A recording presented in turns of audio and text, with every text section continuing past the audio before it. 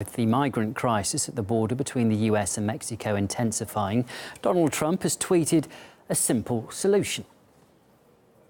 If illegal immigrants are unhappy with the conditions in the quickly built or refitted detention centres, just tell them not to come. All problems solved. Democrats, though, do say that Trump is part of the problem and not the solution. They hold him responsible for the dire conditions at border detention centres and also for the migrant deaths. Trump has responded, saying that the Democrats aren't doing enough to deter people from coming. Meanwhile, a new poll has found that the lion's share of Americans do believe the situation at the southern border constitutes a crisis. Caleb Moppin has more.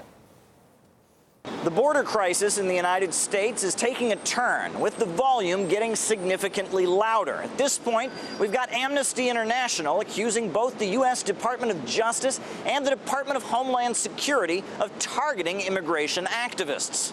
Amnesty International has found since 2018 that the United States government has executed an unlawful and politically motivated campaign of intimidation, threats, harassment, and criminal investigations against people who defend the human rights of migrants, refugees, and asylum seekers or migrant human rights defenders on the U.S.-Mexico border.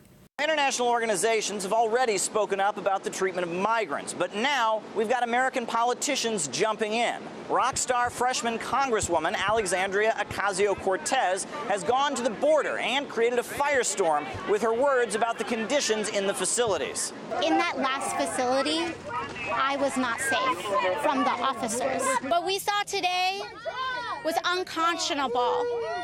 No child should ever be separated from their parent. No woman should ever be locked up in a pen. Now, conservative outlets have a very different version of events. They say she had a meltdown at the guards and refused to actually take a tour. Representative Alexandria Ocasio-Cortez screamed at federal law enforcement agents in a threatening manner during a visit to a U.S. Border Patrol facility in El Paso, Texas, Monday afternoon, and refused to tour the facility, according to two people who witnessed it. AOC says that migrants are not being provided with proper water and being told to drink out of toilets if they are thirsty. They put them in a room with no running water, and these women were being told by CBP officers to drink out of the toilet. They were drinking water out of the toilet, and that was them knowing a congressional visit was coming. This is CBP on their best behavior, telling people to drink out of the toilet. Now, Border Patrol agents say this is simply not the case. We don't treat people that way. We provide fresh water, we provide food, we provide sanitary items as well as items for bathing and personal hygiene, and that's... Are you saying that she's lying? I'm telling you what we do. So the question now is, do these facilities get more money? Republicans are saying that if the Department of Homeland Security had more money, the conditions inside the facilities detaining migrants would actually improve. Democrats are saying, however, that they do not want to spend another dime on inhumane facilities detaining migrants.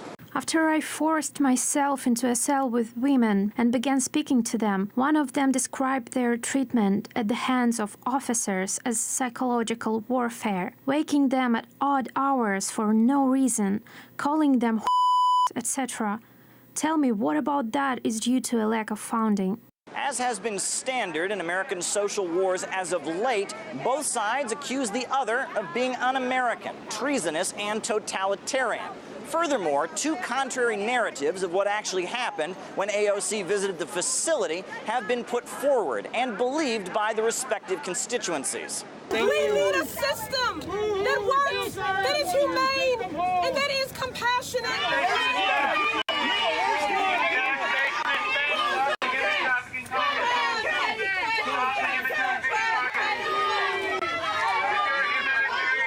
Now, everyone agrees that there is a humanitarian crisis on the U.S. border, with people fleeing drug gangs and extreme poverty, and corpses being discovered on an almost daily basis. However, the problem is not being solved while politicians trade insults. Caleb Moppin, RT, New York.